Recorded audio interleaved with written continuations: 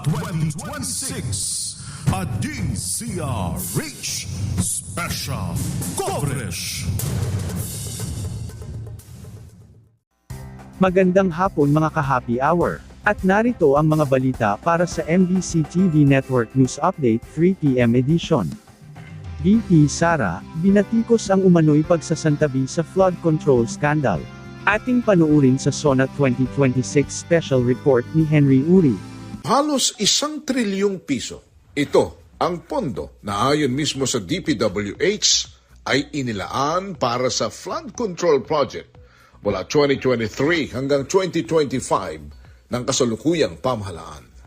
Ang pondo ring ito ang sinasabing hindi pinatawag ng mga kurakot na opisyalis ng gobyerno na mismong si dating Supreme Court Associate Justice Antonio Carpio nang nagsabi na ito na ang pinakamalaking iskandalo ng pangungulimbat ng pondo na naitala sa kasaysayan ng Pilipinas. Iniiwasan, tinatakasan, inilalayo ang atensyon ng publiko sa napakalaking kontrobersiya ng korupsyon na bumabalot sa kasaysayan ng gobyerno, ang flood control anomaly. Bukod pa rito, ginagamit din ng kasalukuyang gobyerno ang buong puwersa para gumulong ang aniyay politically motivated impeachment kasabay ng pagtatangkang manatili sa pwesto ang kasalukuyang Pangulo sa pamamagitan ng charter change o pagbabago ng saligang batas. Ganito inilalarawan ng pangalawang Pangulong Vice President Sara Duterte ang totoong state of the nation ngayon. The current state of our nation reveals 3 disturbing realities.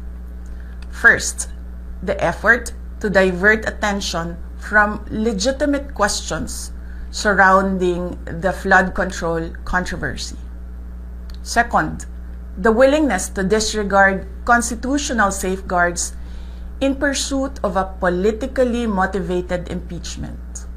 And third, the relentless pursuit of greater political power under the guise of charter change. These are the symptoms of a government that has become more preoccupied with protecting power than serving the people. The Filipino people deserve a government focused on solving problems, not silencing critics, on strengthening institutions, not bending them to political ends, and on serving the nation, not perpetuating power. Democracy is not weakened by dissent. Democracy is weakened when those in power become afraid of it. At dahil sa kalagayang ito ng bansa, humihingi ng paumanhin, kapatawaran si Vice President Sara Duterte, lalo na sa mga nagugutom dahil naging kasangkapan siya para maging Pangulo si Pangulong Bongbong Marcos. Mga kababayan, humihingi ako ng paumanhin. Patawad kung tinulungan kong mahalal si BBM bilang Pangulo ng Pilipinas. Patawad kung hanggang ngayon ay marami pa ring Pilipino ang nalulunod sa baha ng dahil sa malawakang korupsyon. Patawad kung lantaran ang pang-aabuso sa ating mga institusyon para sa pansariling interes ng mga politiko. Patawad kung patuloy ang pagtaas ng presyo ng mga pangunahing bilihin habang nananatiling kapos ang kita ng bawat pamilya. Patawad kung wala man lang tayong tunay na seguridad sa pagkain. Patawad kung may mga nagkakasakit at binabawian bigla ng buhay dahil sa kakulangan ng maayos at epektibong healthcare system. Ganun pa man, nilinaw ng pangalawang Pangulo na kahit ganito ang state of the nation o kasalukuyang pamamalakad at estado ng gobyerno at kahit lugmok ang bansa sa napakaraming korupsyon, krisis at problema, wala siyang layuning agawin ang pwesto sa kasalukuyang Pangulo. Para sa SONA 2026, Ito si Henry Uri ng DZRH. Una sa Pilipinas, una sa Pilipino.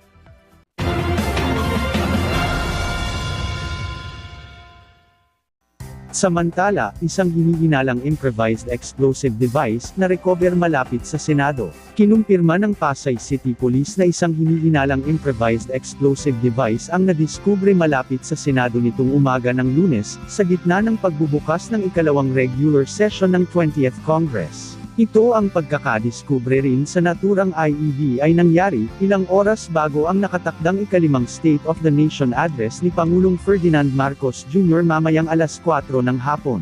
Ayon sa report mula sa pulisya, isang towing service employee ang nakakita ng IED sa Center Island ng Jokno Boulevard pasado alas 8 ng umaga.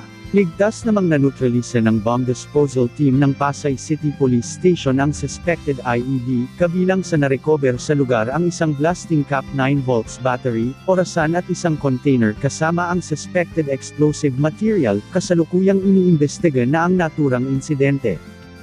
Mga ka-happy hour, manatiling nakatutok sa special coverage ng DZRH at MBC TV Network News Update Year 2 para sa mga latest updates kaugnay sa ikalimang SONA ni PBBM.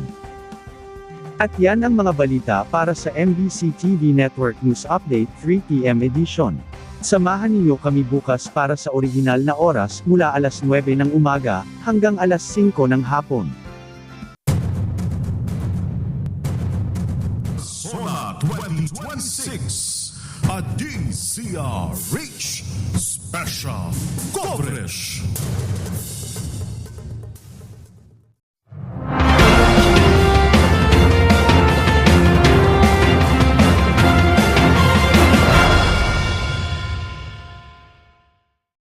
Mahiya naman kayo sa inyong kapwa Pilipino. Isang taon ng politika, ekonomiya at pagtanaw sa mga pangako. Agrikultura, ayuda at pananagutan sa harap ng aligasyon, The Constitution's answer is very clear. Power belongs to the people. korupsyon, Huwag mo akong pigilan sa mga insertions ko. Huwag ka nang makialam sa budget para sa pagdi-deliver ng mali-maletang pera patungo sa bahay ni Speaker. How can I be the mastermind? panawagang aksyon ni Juan, tunay nga bang napakinggan? Mabuhay po kayo at mabuhay ang bagong Pilipinas. The President's Agenda, a DZRH special coverage. Ang ikalimang State of the Nation Address ni Pangulong Ferdinand Marcos Jr. Lunes, ika-27 ng Hulyo, maging una sa balita. Mga ka-happy hour, kung gusto mong manood ang mga balita sa MBC TV Network News Update, mag-subscribe sa aming YouTube channel, i-like ang aming Facebook page, at i-follow sa aming TikTok account.